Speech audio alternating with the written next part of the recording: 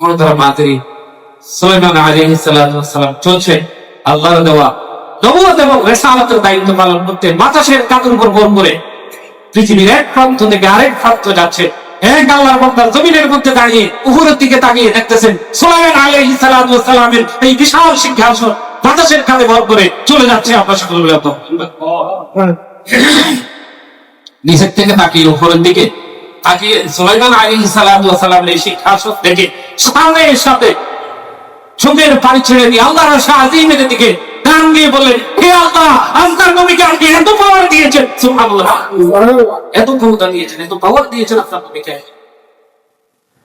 সাথে সাথে আল্লাহ পাক রব্বুল আলামিন ওই আল্লাহ ছোট বান্দার তা আরশে আজিম পর্যন্ত পৌঁছে গিয়েছে। আল্লাহ পাক রব্বুল আলামিন বলতেন, আরশে আজিম থেকে সেই ডাক দিয়েছে, লম্বাই খেয়ে আমার বান্দা, আমি তোমার কথা আসতেছি, তোমার চাওয়া পাওয়া কি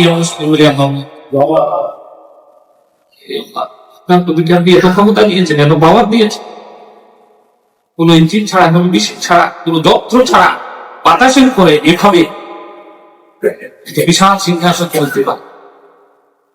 আল্লাহ পাক রব্বুল আলামিন সুলাইমানকে বলতেছেন, এই সুলাইমান, মুহূর্তের মধ্যে এখন তুমি অবতরণ করো, আমার এই বান্দার সামনে যাই, তোমার সিংহাসনটাকে সেখানে তুমি সুবহানাল্লাহ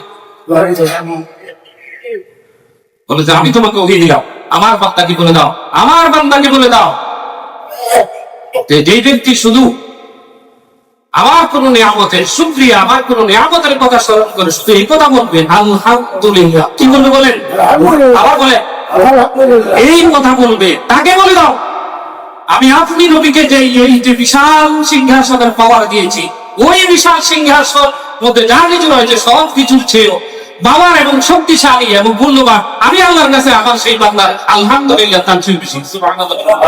আলহামদুলিল্লাহ, সে আল্লাহর শক্তি আমাদেরকে কি অবশ্যই আদায় করতে হবে, আল্লাহর শক্তি কি করতে হবে, অবশ্যই আদায় করতে হবে, পারবো তো ইনশাআল্লাহ। আমরা অনেক সময় বিভিন্ন কারণে যে নিয়ামতের শুকরিয়া আদায় করতে জানি না, নিয়ামতের শুকরিয়া আদায় করি না। নিয়ামতের শুকরিয়া আমাদেরকে অবশ্যই অবশ্যই আদায় করতে হবে, কারণ অনেক সময় যে আমি যখন অসুস্থ হয়ে যাই তখন অনেক সময় দেখা যায় যে আল্লাহ পাক রব্বুল আলামিনের উপর বিরক্ত হয়ে যায়, এবং অনেক সময় বিভিন্ন রকম কথাবার্তা আমরা অনেক সময় আমাদের জিহ্বা থেকে মুখ থেকে বেরিয়ে পড়ে ফসকে, আমরা সকলে নাউযুবিল্লাহি মিন যালিক। এই জন্য তাফসীর কারকগণ সংক্ষিপ্ত পরিসরে বলছি যে শুকরিয়ার প্রকারভেদ নির্ণয় করেছে, শুকরিয়ার প্রকারভেদ আছে। আকসাম শুকর, সুখ দুঃখ এর দৃষ্টিকোণ থেকে প্রধানত শুকরিয়া দুই প্রকার। কয় প্রকার? শুকরিয়া কয় প্রকার? দুই প্রকার। এক নাম্বার, যে অনেক সময় আমরা সুখে থাকি, যে সুখের সময় আল্লাহ শুকরিয়া দেখলাম, আল্লাহ শুকরিয়া দেখলাম, আলহামদুলিল্লাহ। আমরা অনেক সময় দুঃখ কষ্ট বিভিন্ন যন্ত্রণা অসুখ বিসুখ এগুলো থাকে না, সেই সময় ধৈর্য ধারণ করার মধ্যে আল্লাহ শুকরিয়া দেখলাম।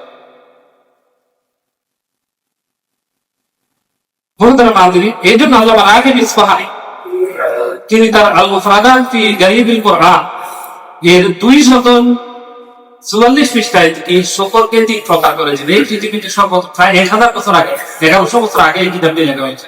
সর্বপ্রথম তিনি শব্দভিত্তিক কোরআনের অনুবাদ করেছেন। কি ভিত্তিক? শব্দভিত্তিক, শব্দে শব্দে শব্দে শব্দে যিনি অনুবাদ করেছেন ওনার নাম হচ্ছে আল্লামা রাগিব ইসফাহানি। সর্বপ্রথম এই দুনিয়াতে তিনি সকল তিন প্রকার বলেছেন। একটা হচ্ছে অন্তরের সকল। কিসের সকল? কিসের সকল বলেন? অন্তরের সকল। অন্তরের সকল হলো যে আল্লাহর নিয়ামতের শুকরিয়া কল্পনা করা। কি করা? কল্পনা করা, মনে মনে কল্পনা করা যে আল্লাহ কি সুন্দর এই মুহূর্তে প্রতি বৃষ্টি নাজিল করে এই বিশাল ঘমটি ভেঙে দিতেছেন। গত হাজার এসি ব্যবহার করলে এভাবে ঠান্ডা হবে। এই যে মনে করেন এখন তাপমাত্রা টেম্পারেচার অনেক বেশি না, হঠাৎ করে যদি মনে করেন এখন আল্লাহ বৃষ্টি দেয়, এখন আকাশ থেকে পানি বৃষ্টি হয়, তাহলে এরপর কি হয়ে যায়? গরম থাকে না ঠান্ডা? এটা কোন মানুষের মুখে সম্ভব? এটা কল্পনা করা, এই যে নিয়ামত গুলো কল্পনা করা। বুঝতে পারছি? আল্লাহ সৃষ্টি এত সুন্দর একটা গাছ দিয়েছে, এত সুন্দর করে আল্লাহ সৃষ্টি করছে, আসমান এত সুন্দর করে সৃষ্টি করছে। এই যে কল্পনা, কল্পনা জগতে আল্লাহ শুকরিয়া আদায় করা পারবো তো ইনশাআল্লাহ। আমরা তো কত কিছু কল্পনা কি, মানে গাড়ি আরো কত কিছু, এগুলো বৈধ আছে, বৈধ করতে মোহতারাম হাজিরিন, এরপর জবানের শুকরিয়া। একটা হলো অন্তরের শুকরিয়া, আর একটা হলো কি জবানের মাধ্যমে শুকরিয়া দেয়। জবানের শুকরিয়া হলো যে আলহামদুলিল্লাহ, আল্লাহু আকবার, সুবহানাল্লাহ, আস্তাগফিরুল্লাহ, লা হাওলা ওয়ালা কুওয়াতা ইল্লা বিল্লাহ, লা ইলাহা ইল্লাল্লাহ ওয়াহদাহু লা শারীকা লাহু ওয়া লাহু ইউহয়ী ওয়া ইউমীতু ওয়া হুয়া আলা কুল্লি শাইইন কাদির। এই জাতীয় মনে করেন শুকরিয়া গুলো আদায় করা।